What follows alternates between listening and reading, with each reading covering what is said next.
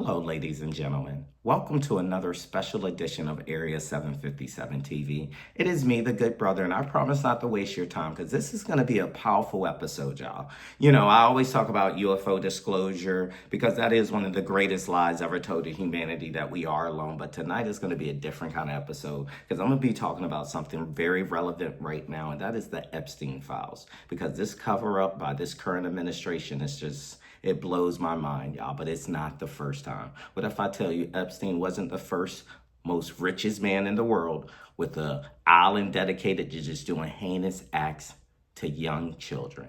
And it's sad, but it's well documented. And I challenge any historian out there to bring an earlier case than the one I'm about to present to you. And it's none other than Emperor Tiberius of Rome. And again, don't listen to me.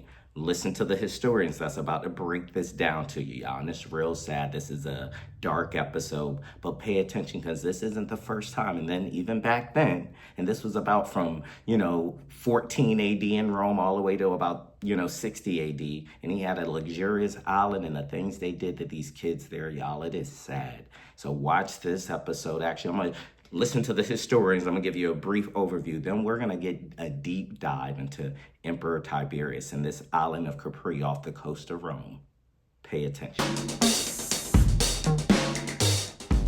So here's a couple of things you should know about Tiberius. The first is that Tiberius was basically a Roman version of Stalin. He ruled through fear, instigating a wave of treason trials in which people were convicted by kangaroo courts, executed, and their bodies were dumped in the river Tiber. The second is that he did all of this while staying away from Rome itself. In AD 26, the old despot retreated to a villa on Capri where he had a good time while a flunky did all of the actual repressing. Incidentally, a good time for Tiberius generally meant everyone else having an extremely bad time. If we can believe the surviving sources, Tiberius' time on Capri was past satisfying himself with underage boys and girls and then having them hurled off cliffs to their deaths. Oh, and he also liked to have the odd person publicly tortured because, I guess, why not?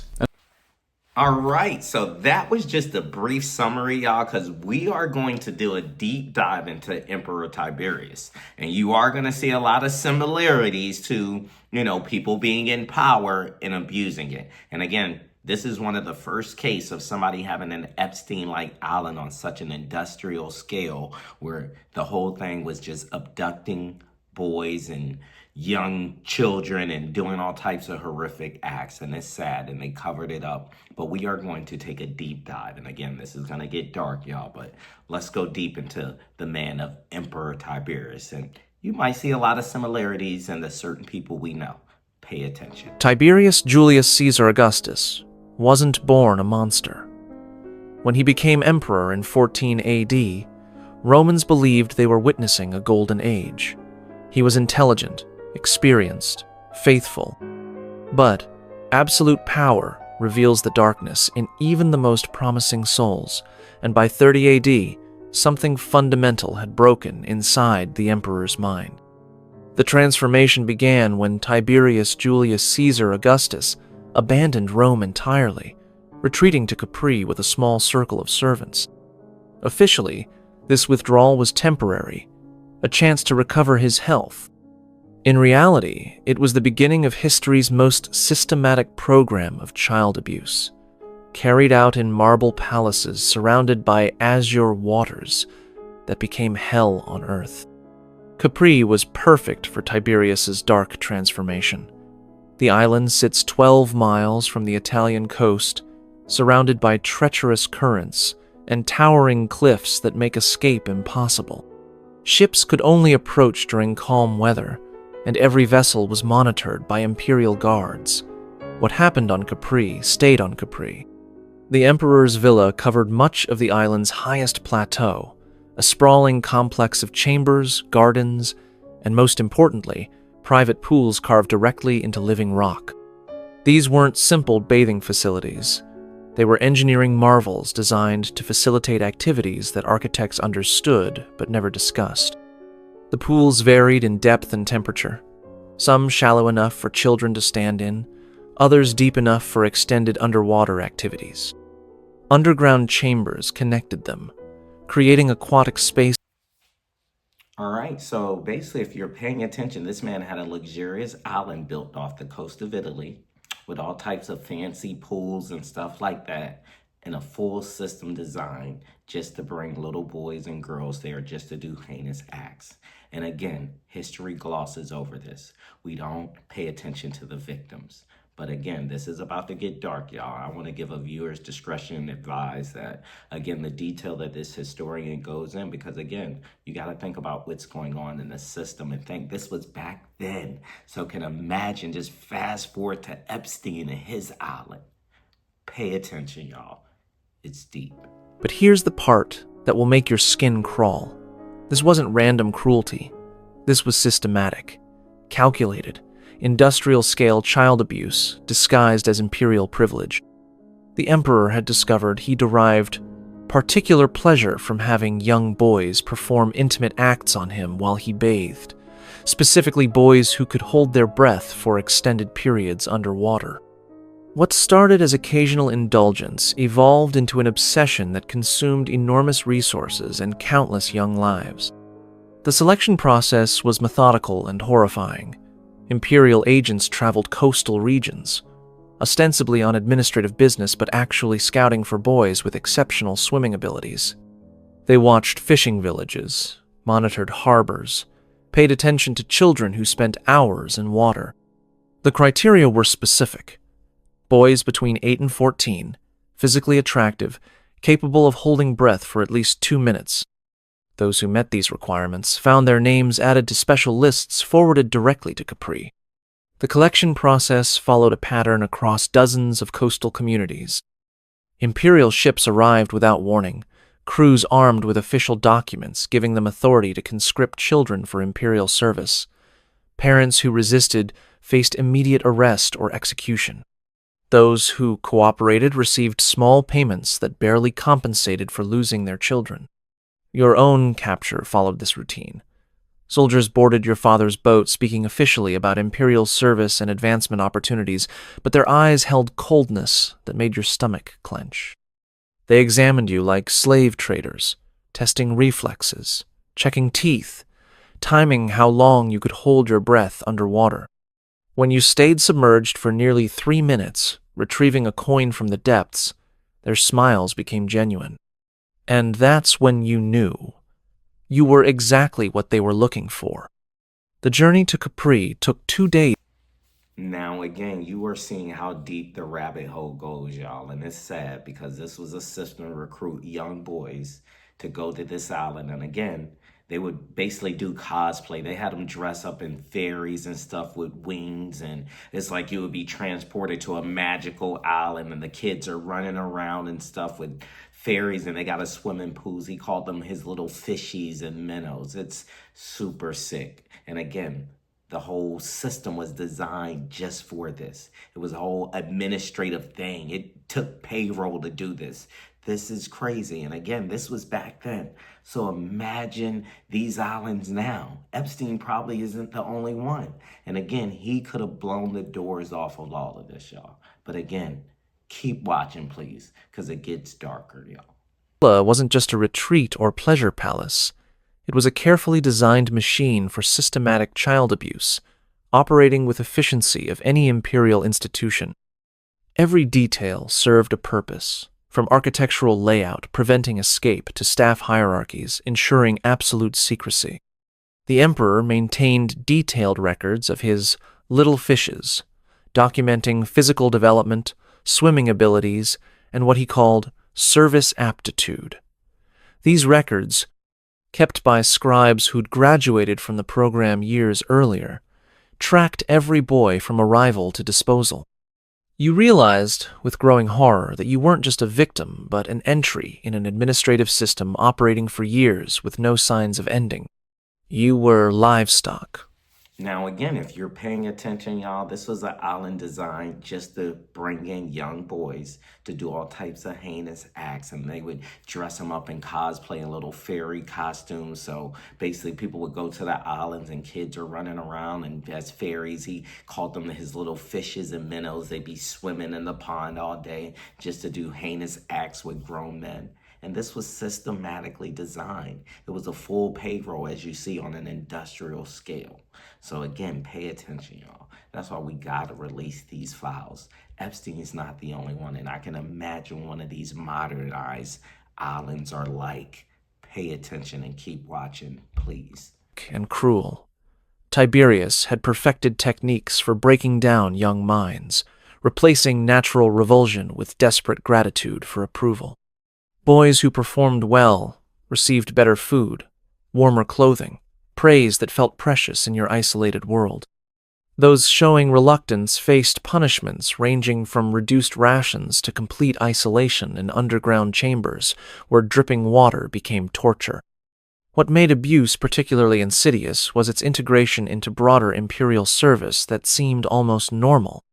You had lessons in reading, writing, instruction in literature, training in crafts that might have qualified as education under different circumstances. The emperor himself sometimes conducted lessons, displaying genuine intelligence and sophistication that made his other activities more horrifying by contrast. The other boys represented every stage of systematic innocence destruction. Newcomers arrived regularly, their terror serving as reminders of what you'd been. Veterans like Marcus navigated the system with calculating efficiency, trading soul pieces for survival advantage. Now, one thing I do want to point out as you are watching this video, the similarities. That's why on my song, The Historian, I say, kings come and go, but historians remain. We the ones who document the terror of their reign. Because honestly, y'all, if it wasn't for these historians documenting this, you got to know your history so you can know the future. And this has happened before. And again, the thing about Tiberius, which I find interesting, is he had senators come. He had parties. People came to the island, caught ferries, which was the modern day planes, where he groomed certain people. Caligula was groomed under him. That's the man that eventually came and ruled Rome after him and was just as evil and did some of the same heinous acts to kids and stuff. So again, this is what happens. This is a system. This is a thing. This isn't a one time.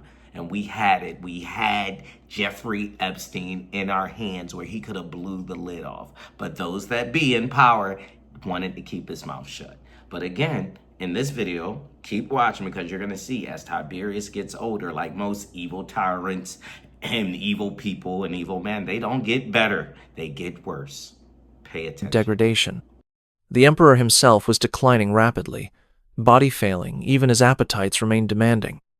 Tiberius had developed skin conditions, making physical contact painful, breathing problems, limiting his time in heated pools, digestive issues, leaving him weak and irritable. But rather than reducing demands on boys, these health problems seemed to intensify his need for activities that had defined his Capri years. Now think about this, y'all. That's why this video pissed me oh my God, this diseased, skin-ridden old man still just upping up his appetite, doing what he's doing, these heinous acts as in his last year, and nobody's stopping it. He's on an island full of enablers. He's running a government that's allowing it to happen, and it is just sad. That's why I respect the historian Suetonius, who is about to come up, and he's actually going to quote him, y'all. That's why I say us, the historians, we have to speak on these in real time and not after the fact. But at least Suetonius documented it accurately. This is a first-hand account. And listen to his words, a historian at the time who visited the island soon after the emperor died. And it's heart-wrenching. That's why I say us historians are important. We will remain. We will document the terror of their reigns. Pay attention. What makes this story chilling is how thoroughly Roman historians documented it after witnessing Tiberius's reign aftermath. Suetonius, writing in The Lives of the 12 Caesars, provided detailed accounts of what he discovered on Capri after the emperor's death. His descriptions, while sometimes euphemistic, leave no doubt about the systematic abuse that occurred there. On retiring to Capri, Suetonius wrote, he devised a pleasance for his secret orgies, teams of wantons of both sexes, selected as experts in deviant intercourse, whom he called spintrii, and who would perform before him in triple unions to excite his flagging passions. Even more specifically, Suetonius documented the practices you and other boys endured. He furthermore trained little boys, whom he termed his little fishes, to crawl between his thighs when he went swimming and tease him with their licks and nibbles. And he would have babies not yet weaned taken from their mother's breasts to suck his member. These aren't scandal-mongering inventions written centuries later. They are contemporary accounts by respected chroniclers with access to witnesses, official records, and physical evidence from Capri itself. The villa complex still exists today, and visitors can see the pools and chambers where these activities occurred, though tour guides rarely mention their original purposes. When Tiberius died in 37 AD, possibly murdered by his own Praetorian Guard commander, the villa was immediately sealed and its secrets buried. Boys who survived found themselves in impossible situations. Witnesses to crimes no one wanted to acknowledge, trained for purposes making them unsuitable for normal life. Psychologically damaged in ways that would never heal. Some were quietly relocated to other facilities, their fates unrecorded. Others simply disappeared, perhaps killed, to prevent embarrassing stories. A few may have attempted returning to original families, but after years on Capri, they would have been unrecognizable to parents who'd given them up for dead. Your own fate, like most of Tiberius's little fishes, remains unknown to history. You exist only as representative of countless children who suffered and died to satisfy one man's twisted appetites. Your individual story lost among broader chronicles that ancient historians considered more worthy of preservation. But your suffering was real, your fear genuine, and your... Now again, thank the historian Suetonius for those words that echo throughout time, y'all.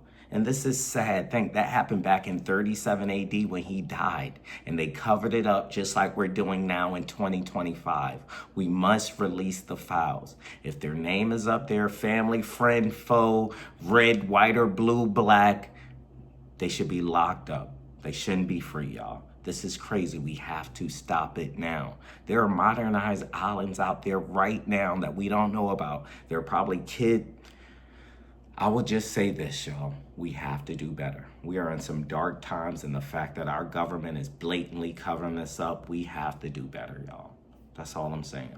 And it's up to us. So again, I challenge any historian to give any earlier cases of anything like this.